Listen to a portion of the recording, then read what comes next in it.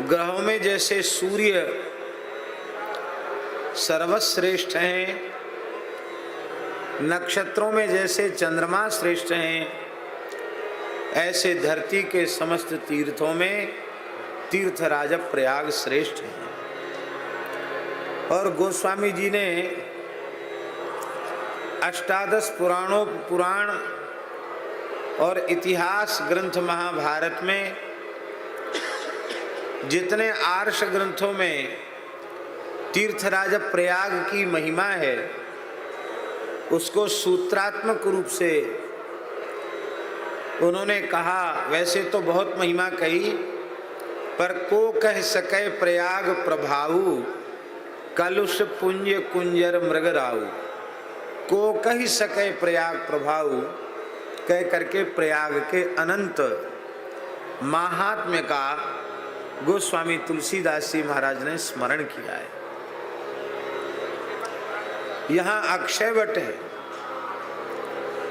परसि अक्षय वट हर्षित गाता।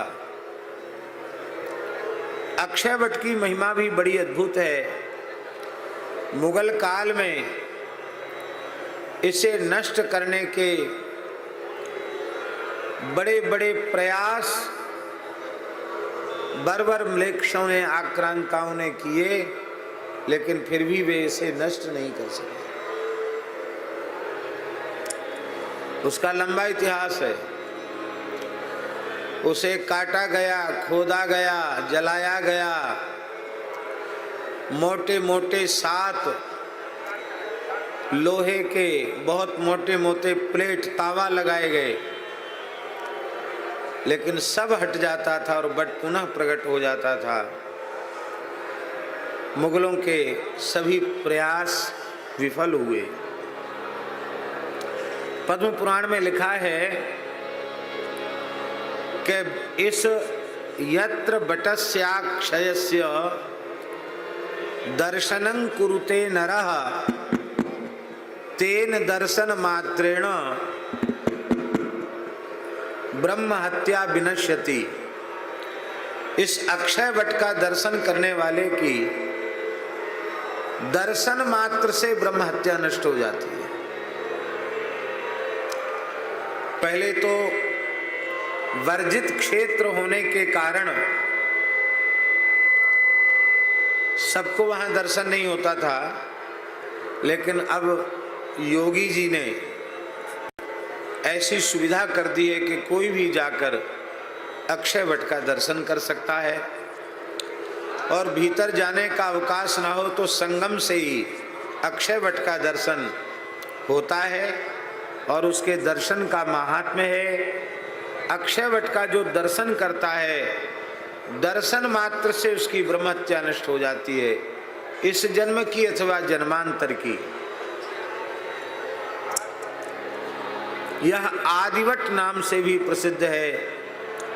कल्पांत में भी इसका नाश नहीं होता।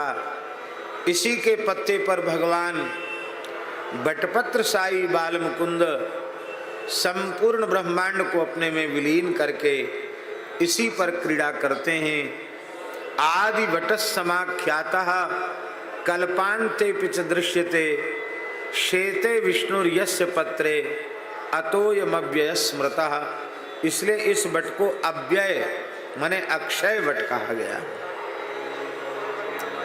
यहाँ के अधिष्ठात्र देवता भगवान वेणी माधव है। माधवाख्यस्तत्र देवः सुखम तिष्ठति नित्यशः तस्य वै दर्शनम कार्यम महापापै प्रमुच्यते। श्री वेणी माधव भगवान वैसे प्रयाग में 12 माधव हैं और 12 माधवों का दर्शन करना चाहिए, किंतु 12 में प्रधान वेणी माधव हैं। वेणी माधव का दर्शन करने से भी 12 माधव का दर्शन पूर्ण हो जाता है। यहाँ दर्शन की बड़ी महिमा है। यहाँ तक लिखा है कि तीर्थराज प्रयाग में आकर जो त्रिवेणी संगम स्नान करता है, अक्षय वट का दर्शन करता है, वेणी माधव भगवान का दर्शन करता है, तो गोघुनो वापि च चांडालो दुष्टो वा दुष्ट चेतनः बालघाती तथा विद्वान म्रियते यत्र वै यदा सवै चतुर्भुजो भूत्वा वैकुंठे वसते चिरम।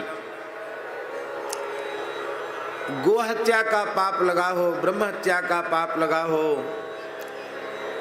दुष्ट सठ हठ चांडाल ही क्यों न हो, बालघाती हो, कैसा भी क्यों न हो, यदि सौभाग्य से प्रयाग में किसी की मृत्यु हो जाए तो वह चतुर्भुज रूप हो करके भगवान के वैकुंठ धाम में गमन करता है, निवास करता है।